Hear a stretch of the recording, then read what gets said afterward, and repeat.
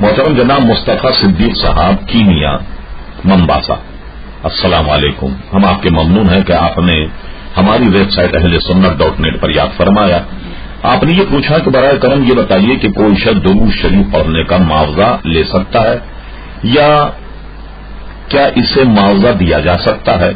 गालिबन आप शायद ये पूछना चाहते हो कि उमूमन जो दुरूद शरीफ या कुरान मजीद वगैरह का खत्म होता, इन खत्म करने वालों को अगर कोई मुआवजा दिया जाए तो कैसा।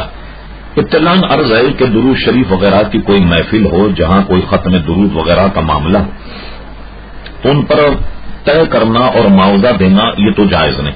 अलबत्ता जब दुरूद शरीफ वगैरह खत्म हो जाए, यानी खत्म दुरूद वगैरह की महफिल जब अपने इख्तिताम को पहुंचे, तो उन हजरात को जो दुरूद शरीफ की महफिल में खत्म में शरीक हैं उनको बतौर हदिया और बतौर नजर देने में कोई हर्ज नहीं, ये जायज। शुक्रिया।